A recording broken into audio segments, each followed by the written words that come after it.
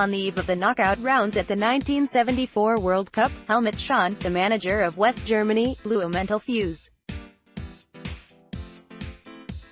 The Germans had been in disarray for most of the tournament, turned inside out by a dispute over bonus money. Schon had already threatened to send the lot of them home and play a team of substitutes instead. Then they lost to East Germany. The game didn't mean much in terms of the standings, but Schon was devastated. The next morning, he refused to come out of his room. He skipped an afternoon press conference. Players later described his malady as a sort of nervous breakdown. Story continues below. Advertisement. Team captain Franz Beckenbauer became the de facto manager, coaxing Schon out into public and assuming most media duties. Schon was a passenger the rest of the way. West Germany still won. All that to say that organizational chaos is a regular occurrence at the World Cup and not always a bad thing. Some teams embrace it, Italy winning at Germany 2006 while several players were caught up in a nationwide match-fixing scandal. Some burst into flames, France going all aux barricades against each other in 2010 and being sent home in the most awful possible manner, forced to fly coach. The early favorite for basket case of this tournament is Spain.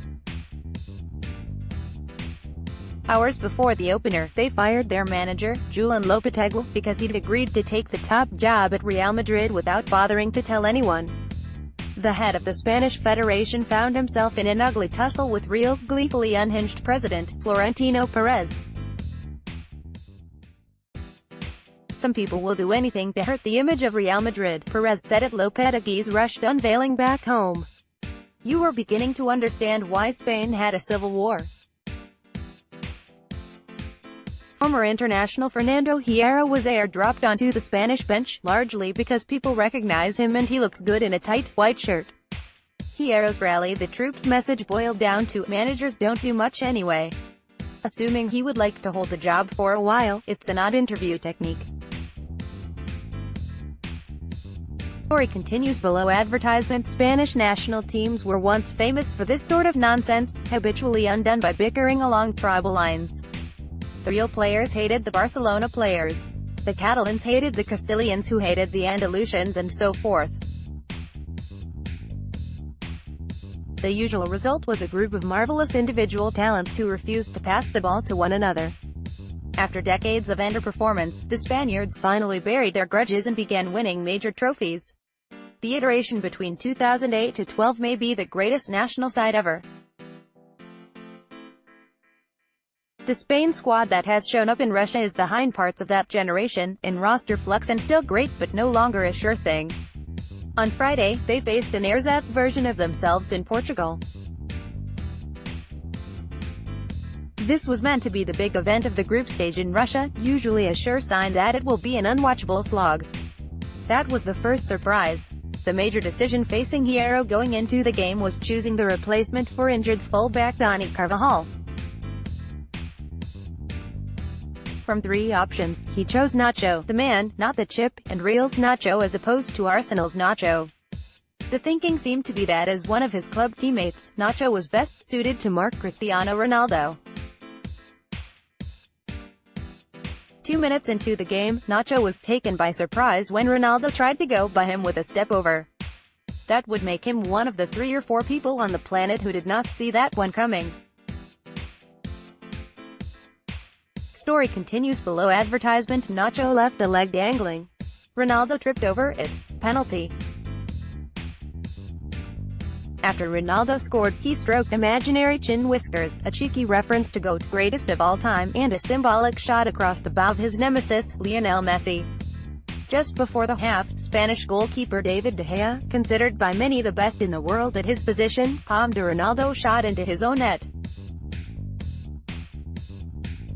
The winds of change, they were blowing. And in the very late going, Ronaldo chipped in a ludicrous free-kick curveball that, on replay, seemed to cast the whole idea of physics into doubt. So, to recap, Ronaldo had a hat-trick, including a golazo, off 2 egregious Spanish errors. His ego must now be close to attaining its own gravity. And yet the game still ended 3-3. Spain's Diego Costa, the world's strongest baby, had 2 goals.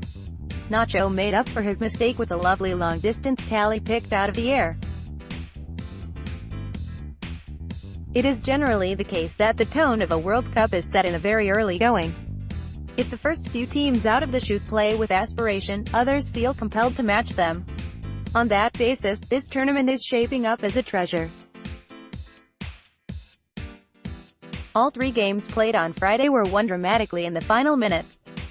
Even Morocco-Iran, on paper, the equivalent of 2 guys jello wrestling, captured the imagination.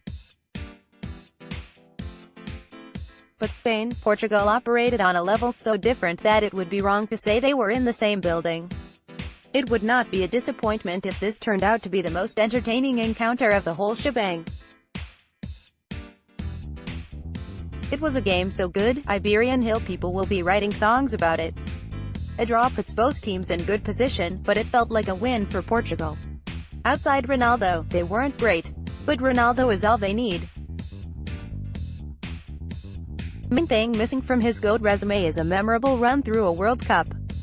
On Friday, in his 4th try, he finally looked the part. If Ronaldo was the evening's winner, then Spain must be the losers. They looked at hang-dogging around the pitch afterward, patting at each other non-committally. You could see the rivets that have held this team together for a decade beginning to loosen.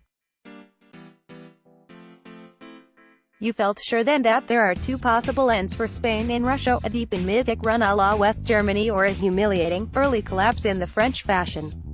Either way, the sure winners are neutral viewers and soap opera aficionados.